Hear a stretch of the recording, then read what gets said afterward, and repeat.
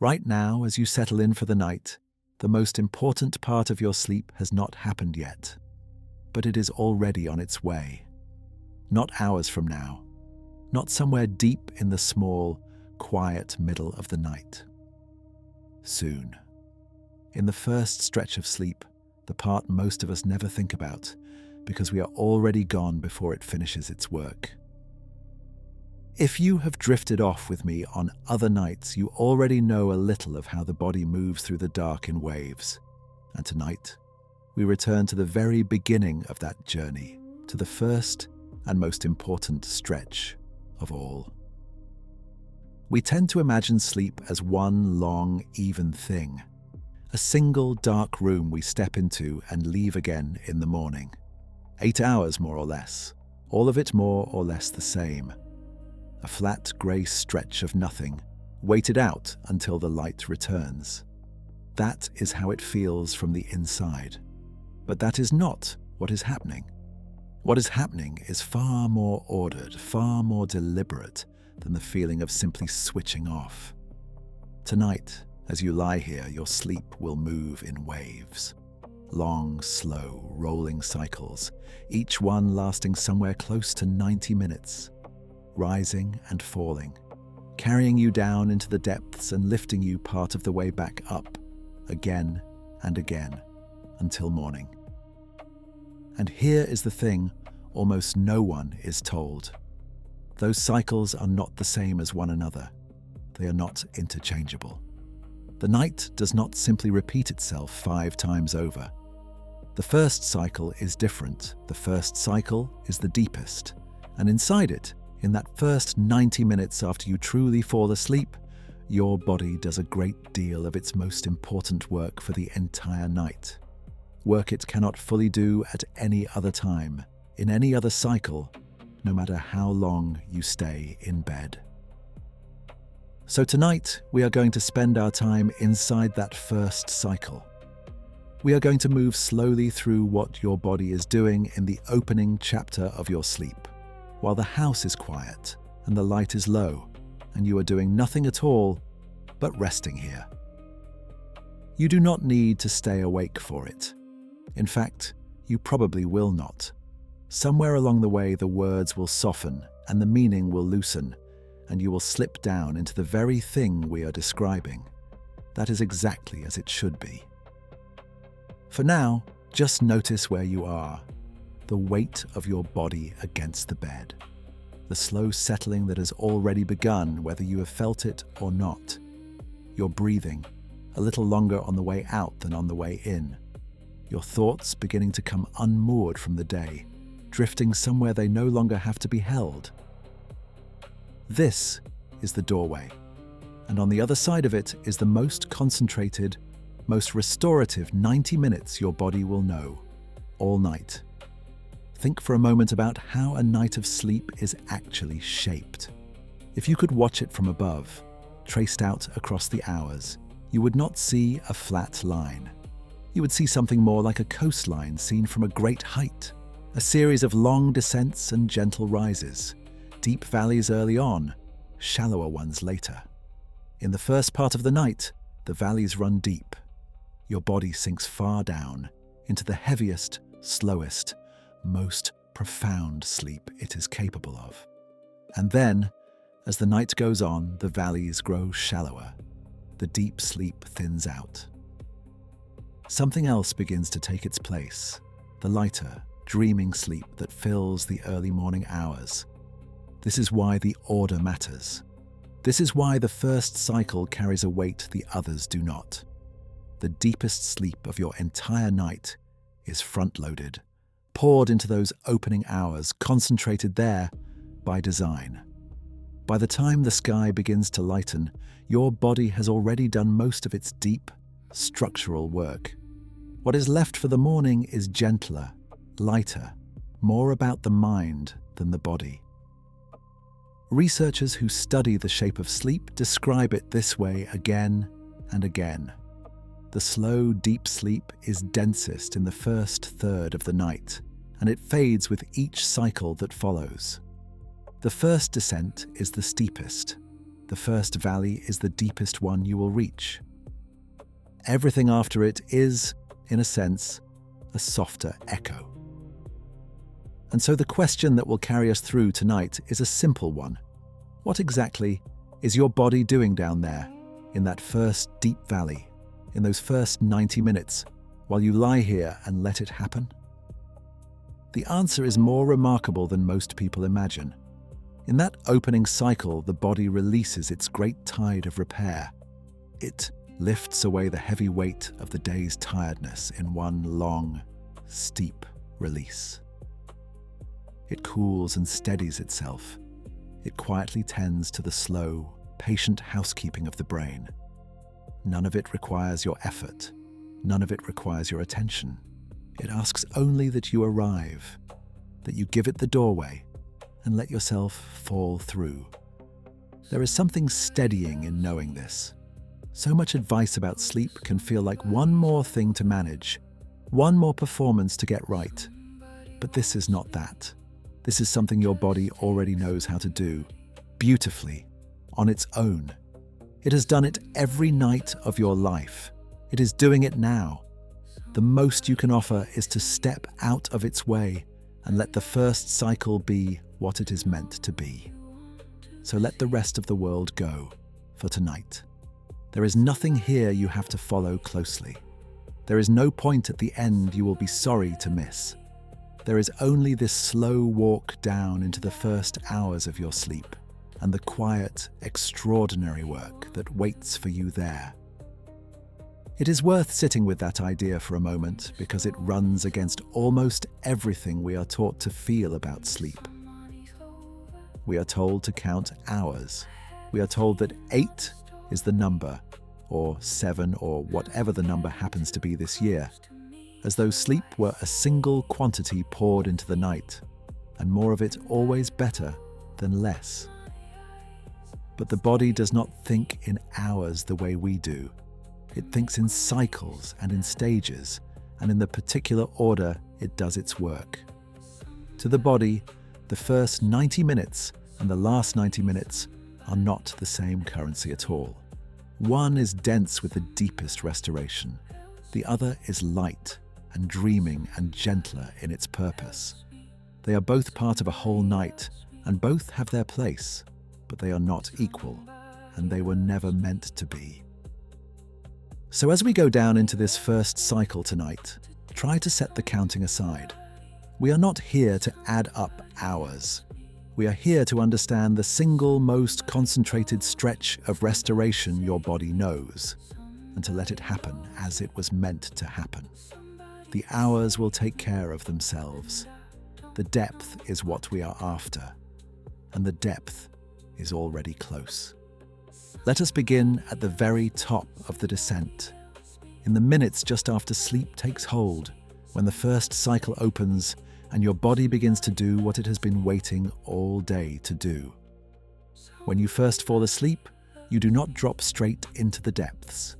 You drift down through the lighter layers first, the surface stages where sleep is still thin and easily broken, where a sound or a movement could still call you back. These early minutes are the shallows. Your brain waves slow, your muscles loosen, your awareness of the room dissolves, and then, gently, you keep going. Down past the shallows into the first true deep sleep of the night.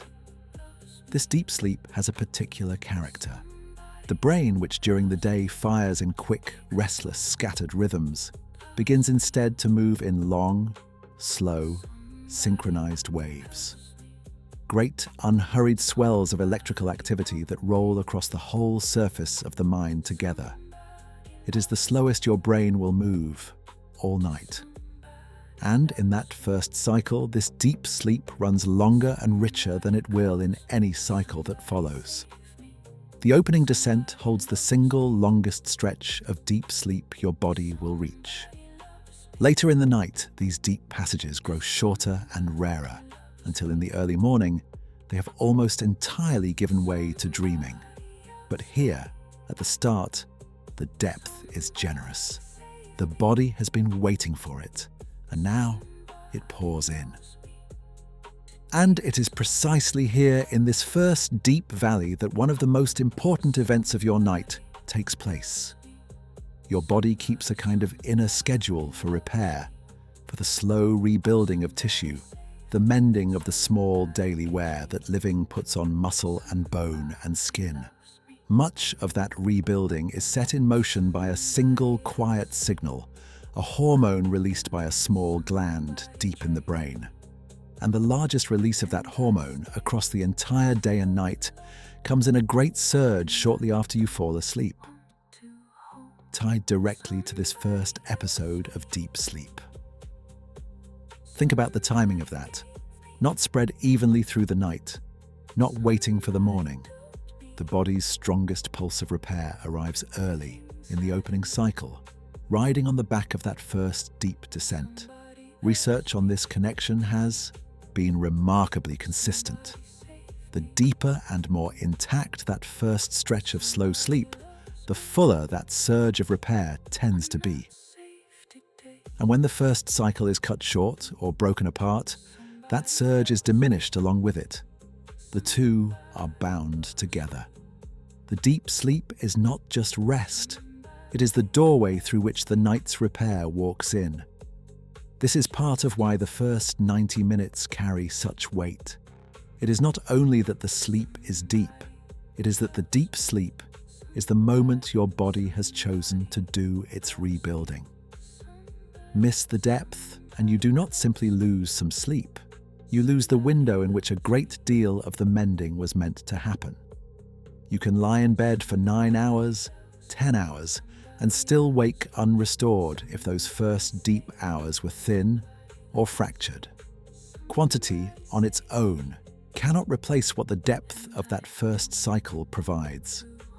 There is a quiet wonder in this. While you lie here asking nothing of yourself, your body is quietly attending to its own repair, releasing, rebuilding, restoring, all on a schedule it set long before you were old enough to think about sleep at all. You do not have to know how it works for it to work. You only have to let the deep sleep come.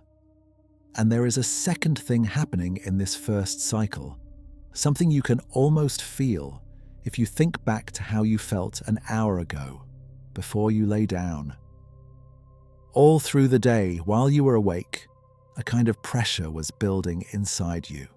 Not a pressure you could point to exactly, but one you knew by its effects. The slow accumulation of tiredness, the growing pull toward rest, the way the late evening makes the idea of bed feel heavier and more inviting with each passing hour. Scientists call this sleep pressure. It builds steadily across every waking hour, rising and rising, like water filling slowly behind a wall. The longer you are awake, the higher it climbs, and the stronger the urge to sleep becomes. Part of what drives this pressure is the gradual build-up of a particular molecule in the brain, one that accumulates as a natural byproduct of the brain's own activity through the day. As it gathers, it dampens the systems that keep you alert and deepens the pull towards sleep. By the time night comes, that pressure is at its peak. It is the weight you felt as you finally lay down, the heaviness behind your eyes, the sense that staying awake had become a thing you had to work at. And here is what the first cycle does with all of that. It discharges it, steeply, quickly. More than at any other point in the night, that built-up pressure is released during the deep sleep of these opening hours. The wall opens and the water that gathered all day rushes down and away. This is why, when sleep is going well, the first part of the night does the heaviest lifting against your tiredness. By the time you have moved through that first deep cycle, the great weight of the day's sleep pressure has already begun to lift, discharged in that first long, slow descent. You can hear in this why a broken first cycle leaves you feeling so unrested. If the deep sleep of the opening hours is interrupted, that steep discharge cannot happen as it should. The pressure does not drain away fully. And so, even after a full night in bed, some of the day's heaviness lingers into the morning, as though the night never quite managed to set it down. The relief you are meant to wake with depends in large part on what happens in this first descent. There is a beautiful economy to the way the night is arranged. The deepest sleep, the strongest repair, and the steepest release of tiredness. All of them placed together at the very start in the same first 90 minutes. The body does not scatter its most important work across the night and hope to finish by morning. It front-loads it.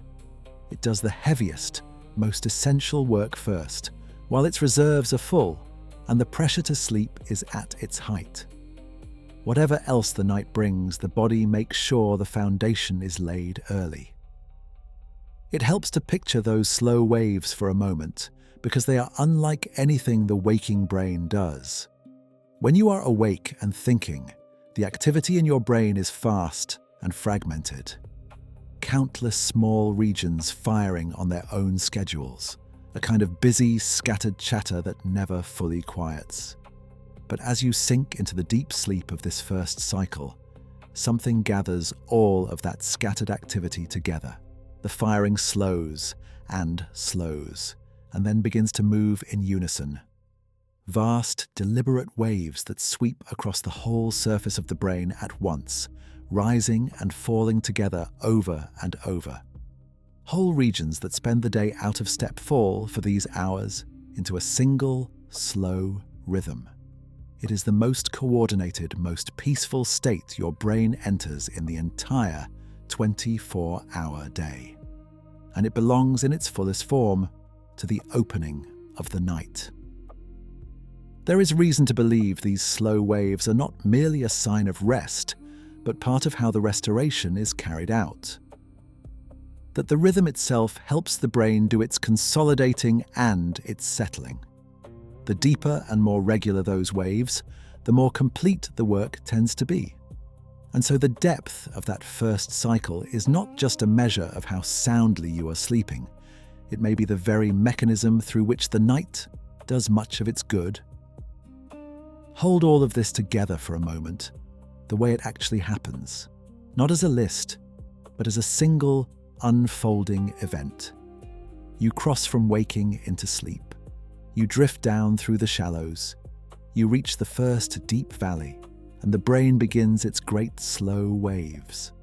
And in that same descent, riding on that same depth, the tide of repair is released into the body, and the day's accumulated pressure begins to drain steeply away. These are not separate appointments scattered across the night. They are one connected moment, arriving together in the first 90 minutes, because the body has arranged its night so that they would. And all of it, again, asks nothing of you. The surge of repair, the discharge of the day's weight, the long, slow waves rolling across the resting brain. None of it requires you to try. It requires only that you arrive at the depth and stay there long enough for the work to be done. So as you lie here now, you can let go of any sense that sleep is something to achieve. The work is already underway. The first cycle has its own intelligence, and it is using it on your behalf, in the quiet, while you rest. There is something else moving through your body tonight, quieter than the rest, and it began before you even came to bed. Your temperature has been falling.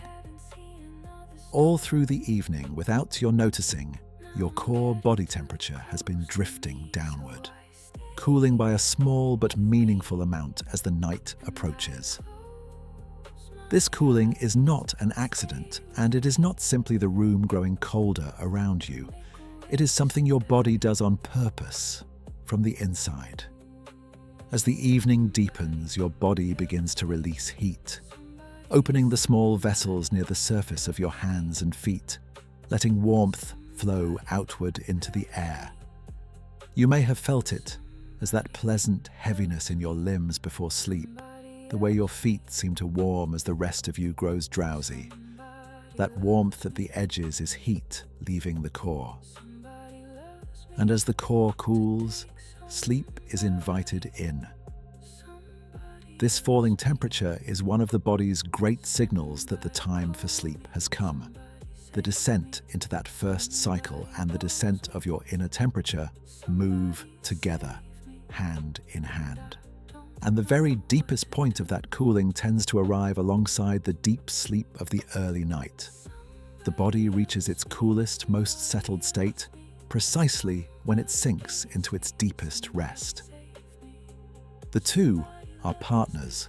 The cool quiet of the body and the deep quiet of the brain belong to the same moment. Studies of sleep and temperature suggest that this works in both directions.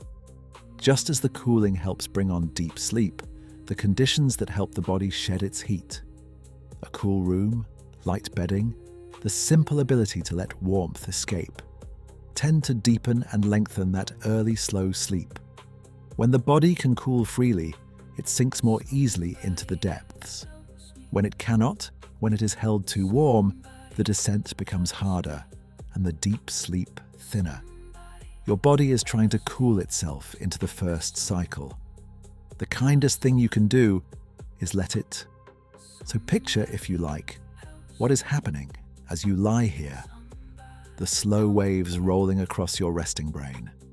The great tide of repair released into your body. The day's heavy pressure draining away in its steep early discharge.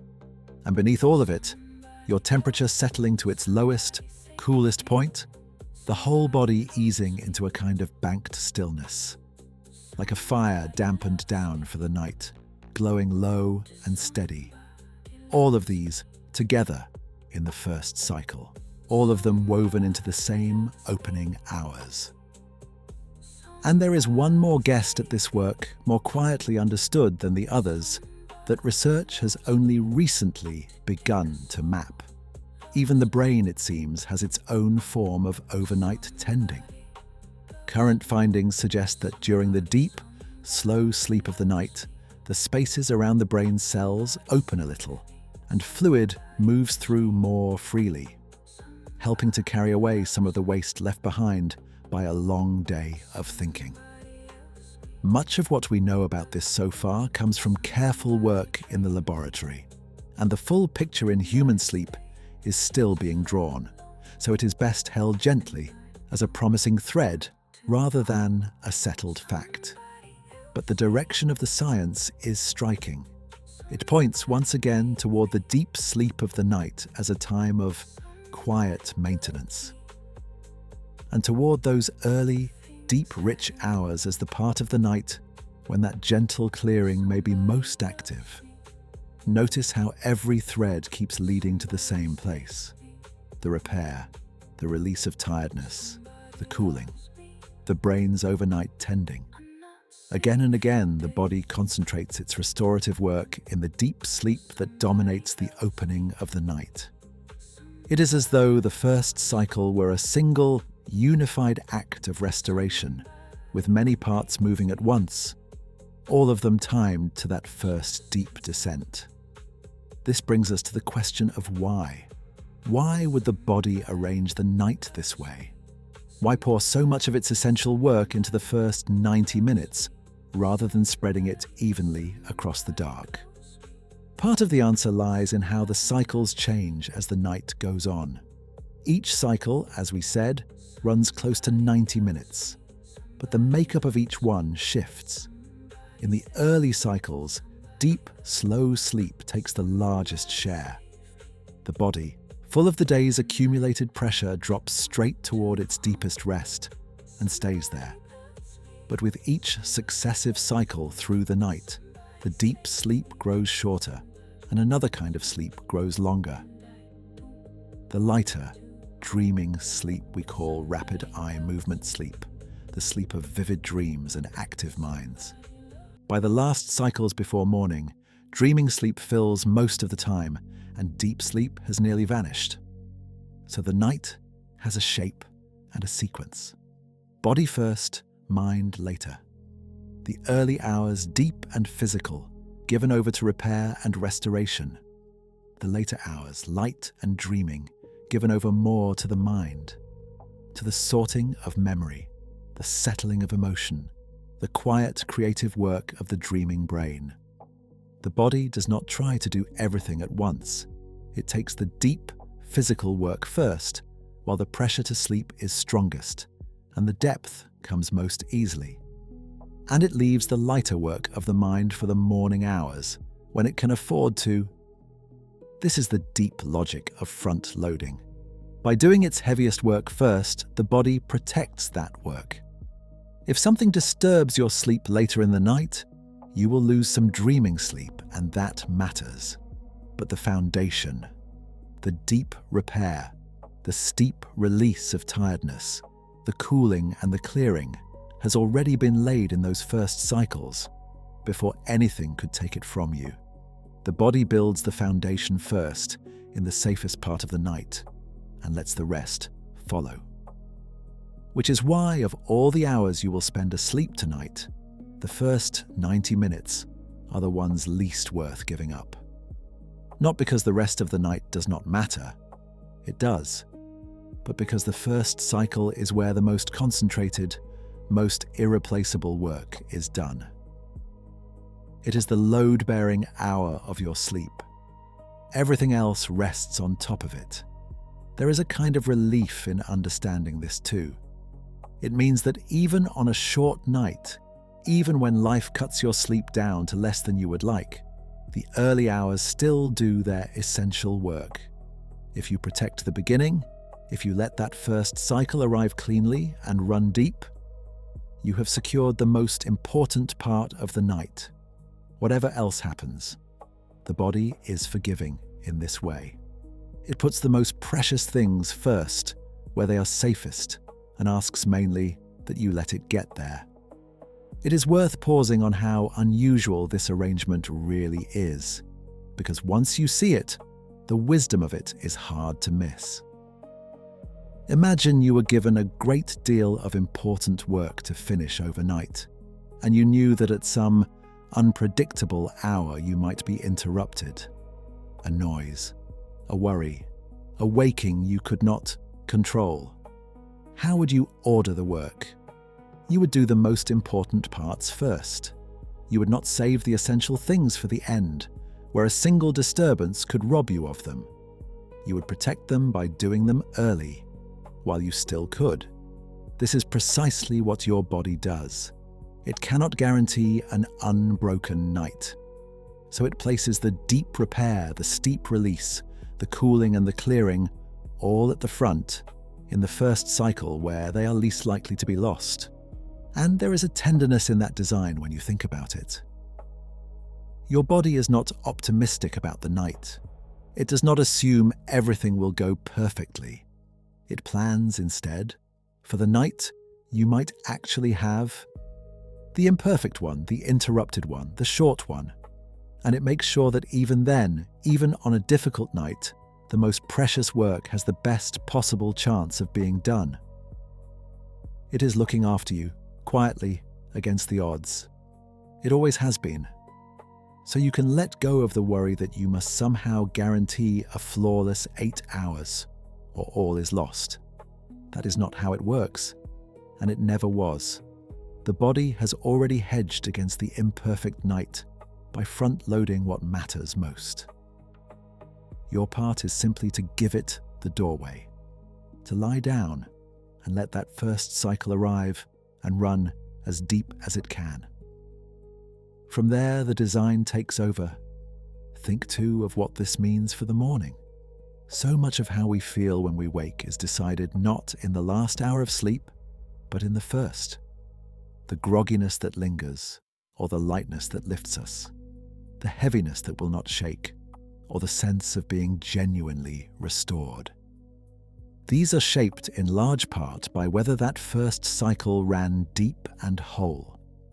A morning that feels clear and unburdened usually rests on a first cycle that did its work undisturbed. A morning that feels thick and unrested, even after a long night, often traces back to a first cycle that was thinned or broken before it could finish. The beginning of the night reaches all the way forward into the beginning of the day. They are the same story, told 12 hours apart. There is something quietly hopeful in that. It means the morning you want is not built from sheer hours in bed, piled up and hoped over. It is built from depth, early, in a part of the night that the body is eager to give you, if you let it. You are not at the mercy of a number on a clock. You are in a kind of partnership with a body that already knows how to deliver the rest you are looking for, and knows to deliver the best of it first. So as you lie here sinking, perhaps already feeling the pull of the very sleep we have been describing, you can trust the order of things. The deep work comes first. It is coming now, and it knows exactly what to do. If the first cycle matters this much, then it is worth knowing, gently, what can stand in its way. Not to worry over. There is no need for that here, and worry is the last thing sleep wants from you. Only to understand so that on the nights you can, you might give that first cycle a little more room to do its work. We will move through these softly, name them once, and then let them go. Consider first the evening drink, a glass of wine, a nightcap, something to take the edge off the day. It is one of the oldest ideas about sleep, that a drink helps you rest. And it is true that alcohol can make you feel drowsy and can help you fall asleep more quickly at first. But what happens after that is the part worth knowing. As the body works through the alcohol over the following hours, sleep tends to grow lighter and more broken. The later cycles fracture. You surface more often, even if you do not remember it. The night loses its smooth, unbroken shape, and there is a quieter cost, tied directly to what we have been describing. That great surge of repair released in the first cycle, the one bound to your deepest early sleep, appears to be markedly blunted by alcohol in the system. Research on this points in a consistent direction. The drink that seems to help you sleep can quietly suppress the very pulse of restoration the first cycle was built to deliver. So the sleep may come faster, but the deep, repairing heart of it is diminished. This is not a reason for guilt on any given night. It is simply something to hold lightly, that on the nights when you most want that first cycle whole, the evening may be kinder without the drink than with it. Then there is the late meal. A large dinner close to bedtime, or a heavy snack in the last hour before sleep. Here, the issue ties back to temperature, to that cooling descent we followed earlier. Digesting a big meal is work, and work makes heat.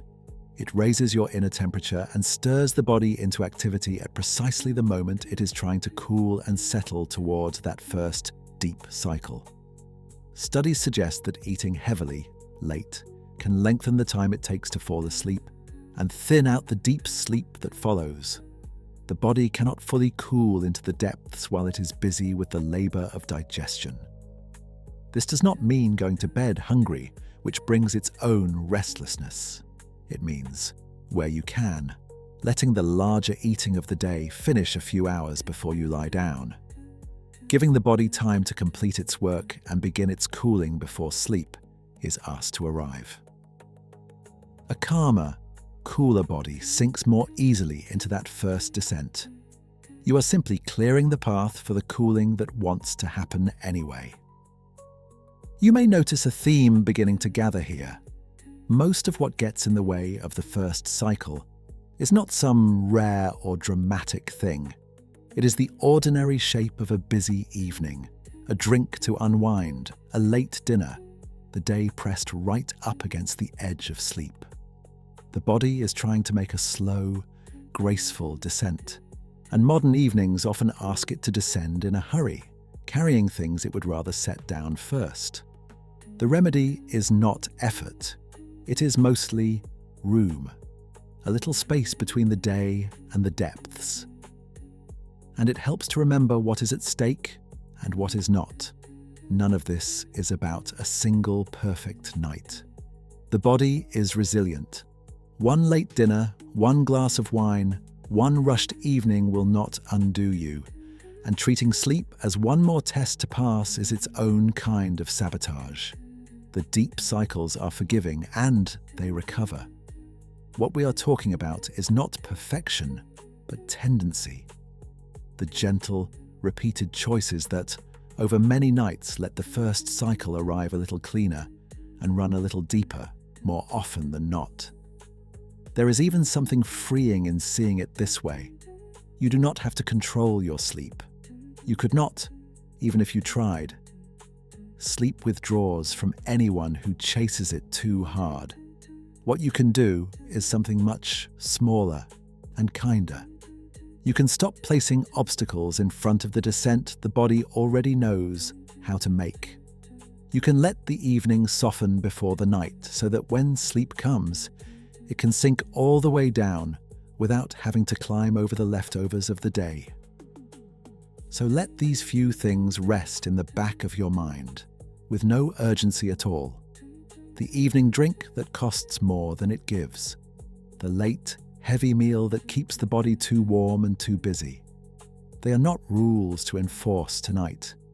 They are just gentle understandings to draw on whenever you can, on the nights when protecting that first deep cycle feels worth a little care.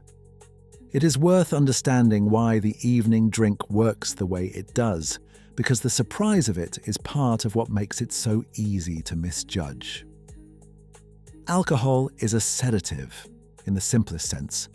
It slows the nervous system, and that slowing can feel like the onset of sleep. You grow heavy, your thoughts blur, and you slip under quickly. But sedation and true restorative sleep are not the same thing, and the body knows the difference even when we do not. Under the influence of alcohol, the sleep that follows is shaped differently.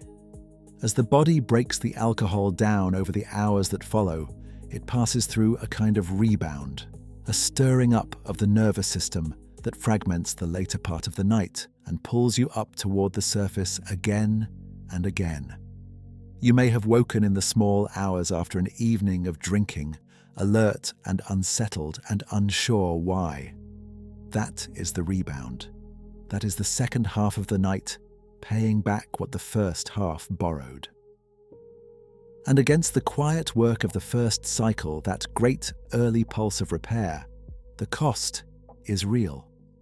The evidence points consistently toward alcohol blunting that surge, so that even if the deep sleep looks present, the restoration carried within it is diminished.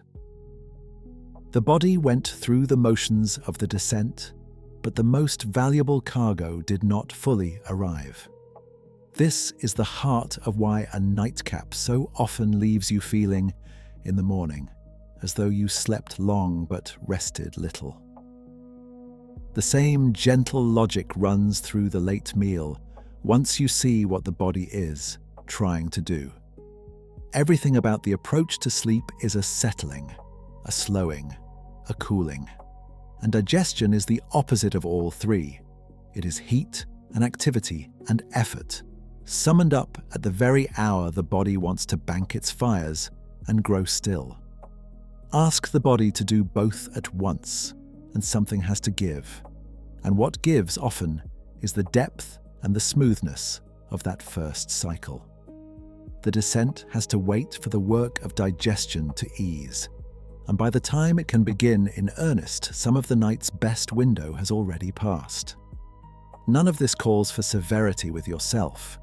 There will be late dinners and there will be celebrations, and they are part of a life worth living.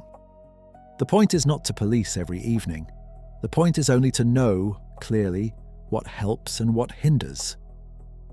So that on the ordinary nights, the unremarkable ones, you can let the evening soften early and give that first cycle the clear, cool, settled body it does its best work in. And tonight, whatever the evening held, you are here now. You are lying still. The day is ending. Whatever came before this moment, the body will take what it is given and do its best work with it. That is what it has always done. The descent does not require a flawless evening. It only requires that sooner or later you lie down and let it begin. And you have done that. You are doing it now. There are two more gentle things to understand, and then we will turn fully toward rest. The first is light. Your body decides when to begin its descent towards sleep, largely by reading the light around it. Deep in the brain sits a small timekeeper, a kind of inner clock, and it takes its cue from the eyes, from how bright or dim the world has become. As evening falls and the light fades, that clock begins to prepare the body for night. It signals for the release of a hormone that quietly announces that darkness has come and that it is nearly time to sleep. This is the chemistry that opens the door to that first cycle. As the signal rises, the body softens towards sleep, the temperature begins its fall, and the descent we have followed all night gets ready to begin.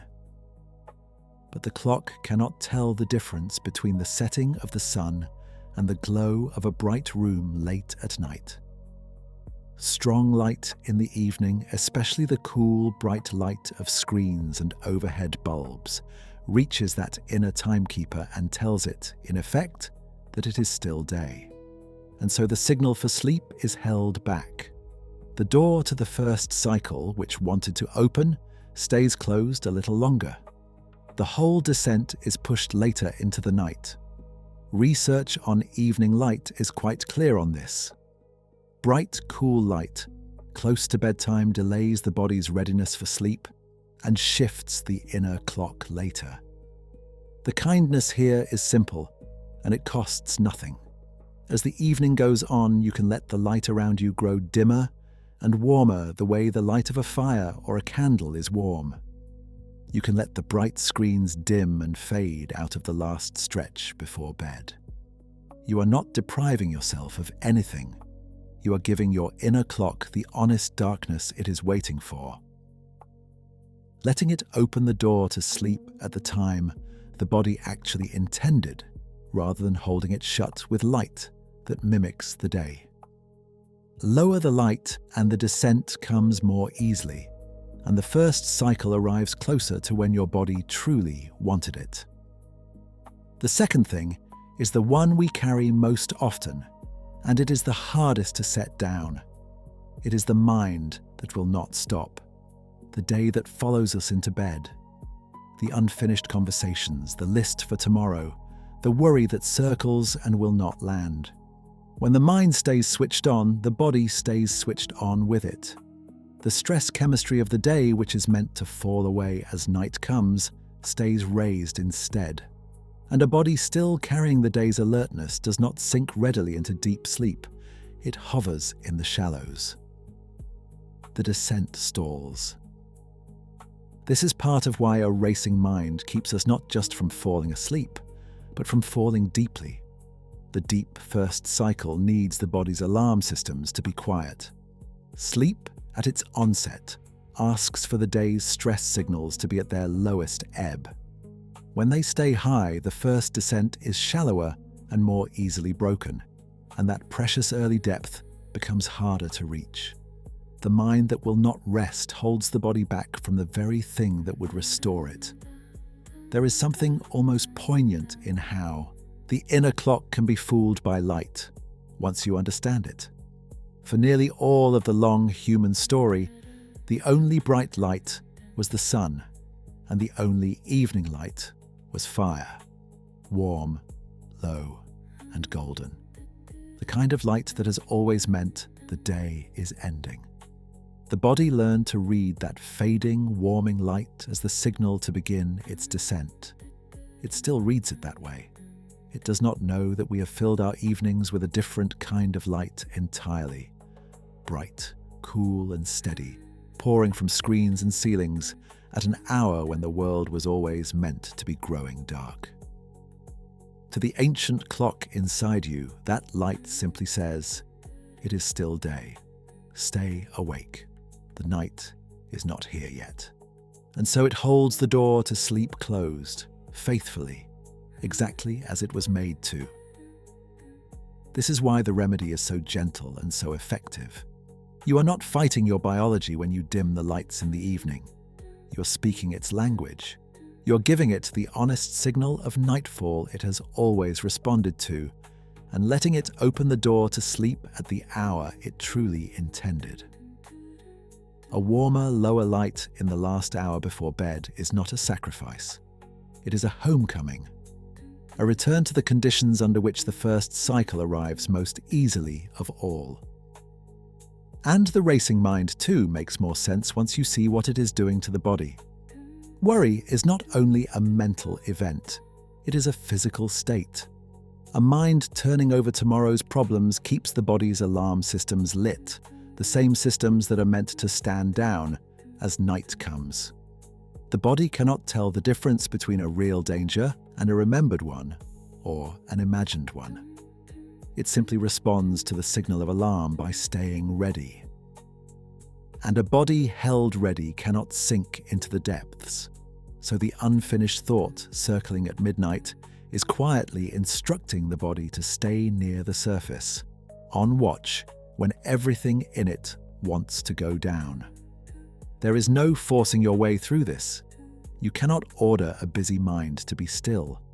The command only stirs it further, but you can give it gentler conditions. You can let the last part of the evening be slow and undemanding. You can let the hard thinking of the day end a little before your head touches the pillow, so that the body has time to lower its guard. And you can trust that the worries will keep until morning, that nothing on the list is helped by being carried into the dark. The day asks to be set down at the threshold. You are allowed to set it down. And notice, in all of this, the shape of what protects the first cycle. It is not a long list of difficult tasks. It is a softening of the hour before sleep. Dimmer light, a cooler, calmer body. The day's eating finished, the day's drink set aside, the day's thinking allowed to wind down. None of it strenuous. All of it, really, just permission. Permission for the descent the body already wants to make. We have spent these last minutes naming the things that can stand in the way, and that was worth doing once, but you do not need to hold any of it now. Let it all dissolve. There is nothing left to learn tonight, nothing left to do, nothing to get right. The understanding will still be there tomorrow and the night after, on the evenings when you want to draw on it. For now, the only thing in front of you is the descent itself. And it is close. Perhaps you can feel how the words have grown slower, how the meaning has begun to matter less than the sound of it. That is the first cycle, coming for you, exactly as it should. You do not have to meet it halfway. You only have to stay here and let it rise up to take you. Everything we have talked about, the repair, the release, the cooling, the quiet clearing, all of it is waiting on the other side of this last soft stretch of wakefulness. You have done everything that was needed. You lay down. You let the day go. The rest is the body's to give. So let yourself drift now. There is nothing more to follow. Only a few quiet thoughts to rest on as the first cycle gathers around you. Remember what is waiting down there in the depths you're sinking toward. The longest, deepest sleep of your whole night. The great tide of repair released early while the body is at its fullest. The day's heavy tiredness draining away in one long, steep descent. The body cooling to its lowest, most settled point, like a fire banked low for the night. And the brain, in its own quiet way, beginning to tend to itself in the dark. All of it placed here at the beginning, in the safest part of the night. The most important 90 minutes you will know before morning, and all of it freely given. None of it asked of you. You do not have to manage any of this. That is perhaps the most restful thing of all. The first cycle is not a task. It is not something you have to perform correctly, or earn, or stay awake to oversee. It is something your body was made to do and has done, faithfully, every night you have ever lived. It knew how to do this before you understood a word of it. It is doing it now while the understanding itself begins to slip away. That is exactly right. That is the point. So there is nothing to hold on to here. You can let the last threads of the day loosen and fall. The list for tomorrow can wait for tomorrow. It will keep. The worries can set themselves down at the edge of the bed and stay there until morning. The light is low. The room is cool, the body is heavy and settled and ready. Everything that needed to be done by you has been done. You lay down. You let go. The rest belongs to the night. Feel, if you can still feel anything clearly, how the body has already begun its descent. The slow, long breath. The warmth gathered at your hands and your feet as the core of you cools. The pleasant heaviness in your limbs, as though you were being lowered gently by something that knows exactly how far down to take you. There is no effort left in it now. The pressure of the whole long day is finding its release. The deep sleep is rising up to meet you. And you can trust it completely. This is the oldest, surest thing your body knows. Whatever the day held, however the evening went, the descent does not judge it. It simply takes you as you are and does its patient, generous work. The body asks so little of you in return, only that you arrive, only that you lie still and let the door to the first cycle open and fall softly through it. You have done that. You are doing it now. You were built for this, built to cool and slow and sink and be restored night after night, without ever having to know how. Built so that the most important work would come first and come easily, carried on the back of your deepest rest. Built so that you could lay down the whole weight of the day and wake in the morning, lighter than you lay down. This is not something you have to make happen. It is something you are made to receive. So receive it now. Let the deep sleep come. Let the first cycle take you all the way down into its quiet. There is nothing more to do and nowhere else to be, and no part of this you need to stay awake for. The repair will happen without you. The release will happen without you. The cooling and the clearing and the slow, deep waves rolling across your resting mind. All of it will happen in the dark while you are gone. There is no hurry now. The night is long, and it is entirely yours, and the first cycle will come exactly when it comes. You do not have to summon it. You do not have to reach for it. It rises on its own, the way the tide rises, without being asked, without being hurried, certain and slow and complete. All you are doing now is floating at the edge of it, waiting to be carried down. And you will be. You always are. Let the breath grow longer if it wants to. A little longer on the way out than on the way in. Each slow breath loosening something. Each one letting you settle a fraction deeper into the bed, into the dark, into the warmth gathering around you. There is nowhere you have to be. There is nothing you have to hold.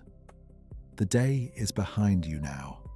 All of it, the whole long weight of it, already beginning to lift from your shoulders the way it was always meant to. And as you drift, you can let yourself simply trust the body that is carrying you. It has done this every night of your life, through every kind of day, the good ones and the hard ones, the full ones and the empty ones. It has waited faithfully to take you down into this first deep cycle and do its quiet work. It asked for nothing in return. It never has. It only waited for you to lie down and let it begin. And now you have. So it begins. Down into the depths where the slow waves are already gathering. Down to where the repair is waiting to be released. The great tide of it, ready to move through you while you rest. down to where the day's heaviness finally drains away. All of it, the whole, accumulated weight of your waking hours, released in one long, slow, certain descent. Down to where the body cools and settles and grows still, like a fire banked low and glowing, warm and safe and quiet through the night. You do not have to follow it any further with your mind. The mind can rest now too. It has done its part for the day, and the day is over, and there is nothing left for it to solve. Let it grow quiet. Let it grow soft. Let it sink with the rest of you into the deep and gentle dark where nothing is required and nothing is missing and all is well. You were built for this. Remember that as you go. Built to be restored. Built to lay the whole day down and rise again lighter. Built so that the most important work would be done for you, in the dark, while you rested, asking nothing of you but that you let it happen. This is not a thing you have to earn. It is a gift already given, every single night, freely, and it is yours now. Let the words go now. Let even these last few slip away. You do not need them anymore. You have everything you need already here in the heaviness and the warmth and the slow tide of your own breathing. There is nothing left between you and the depths now. No task, no thought, no last thing to settle. Only the slow, certain pull downward, and the warmth and the breath and the dark that is not empty, but full. Full of the quiet work that is already beginning on your behalf. You are not falling into nothing. You are falling into care, into the most restorative hours your body knows, held open and waiting, just for you, just for now. Let yourself be taken. There is no other thing to do. The first cycle is here. It has been here all along, every night, patient and faithful, asking only this one small thing of you, that you stop and lie down and let go. And you have. So let it carry you the rest of the way, down and down into the first deep hours. The night will take it from here. Rest now. You were always meant to.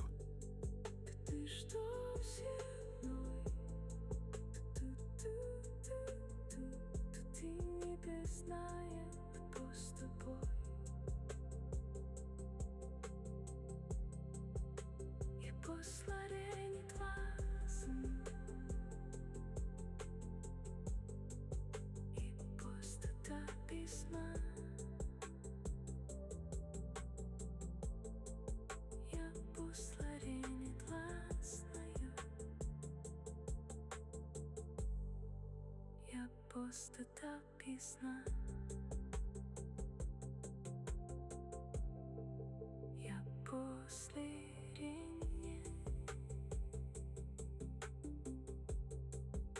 Здравствуй, путь. Я последний.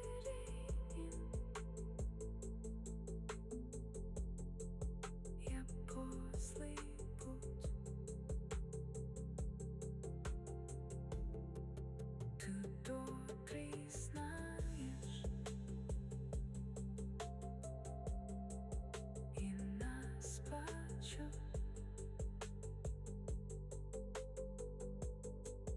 Ты знаешь,